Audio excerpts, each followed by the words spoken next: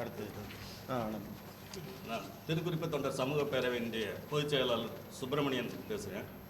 நாங்களுக்கு இந்த சுதந்திரமடைந்து 75 ஆண்டு காலம் ஆனாலும் அரசியலில் எங்களுடைய பங்களிப்பு என்பது எங்களுக்கான பங்களிப்பை எந்த அரசியல் கட்சியும் கொடுக்கல.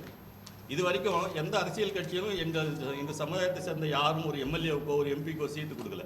நாங்கள் மொத்த ஜனத்தொகையில் 1.1% இருக்கிறோம்னு சொல்லிட்டு சட்டநாதன் கமிஷன் அறிக்கையில் சொல்லியிருக்காங்க. இருந்தும் கூட நாங்கள் 1.1 எங்களை விட குறைந்த 1.1% கீழே உள்ள மற்ற ஜாதிகளுக்கு இது கொடுக்குறாங்க. ஏன்னா அவங்க எல்லாரும் ஒரே இடத்துல வசிக்கிறதால அவங்களால அவங்க எம்எல்ஏவுக்கு இது பண்ணுறதுக்கு அவங்களுக்கு ஓட்டு வங்கி கணக்கில் கொண்டு அவங்களுக்கு சீட்டு கொடுக்குறாங்க.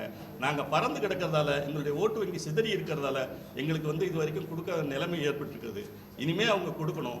இப்போ உள்ள பாராளுமன்ற தேர்தலில் எங்கள் சமுதாயத்தை சேர்ந்த 4 பேர் 40 தொகுதியில் 4 பேர் 10% அளவுக்கு எங்கள் ஆட்கள் நின்று இருக்காங்க. அதாவது இதில் நாகர்கோயிலில் கீதா என்கிற ஒரு பெண்மணியும், இதில் விருதுநகர் தொகுதியில் மாரிச்செல்வம் என்பவரும், கிருஷ்ணகிரி தொகுதியில் நம்ம வெங்கடேஷ்குமார் என்பவரும், பாண்டிச்சேரி தொகுதியில் கூத்தன் என்கிற தெய்வநீதியும் எங்கள் சமுதாயத்தின் சார்பாக போட்டியிடுகிறார்கள். இதே நிலைமை இப்போ எந்த கட்சிகளும் இதுவரை எங்களுக்கு கண்டுகொள்ளவில்லை. எங்களுக்கு எந்த அரசியல் பிரதிநிதித்துவமும் அரசியல் முக்கியத்துவமும் கொடுக்கவில்லை. அதனால் இந்த வருகின்ற சட்டமன்ற தொகுதியில் சட்டமன்ற தேர்தலில் நாங்கள் 234 தொகுதியிலையும் போட்டியிட்டு நாங்கள் வெற்றி பெற செய்வோம்.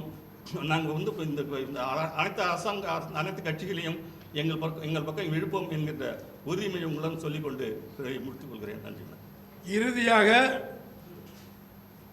இந்த வாக்குறுதிகளை நிறைவேற்றுவதற்கு யார் முன் வருகிறார்களோ அறிவிக்கிறார்களோ அவர்களுக்குத்தான் எங்களுடைய சமூகத்தினுடைய 30 லட்சம் மக்களுடைய வாக்கு என்பதனை இந்த செய்தியாளர் சந்திப்பு மூலம் தெரிவிக்கிறோம்.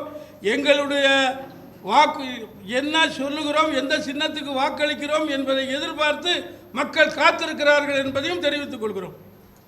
இந்த 4 தொகுதியில் இருக்கிற எங்கள் சமுதாயத்தை சேர்ந்த அனைவரையும் கேட்டுக்கொள்கிறோம்.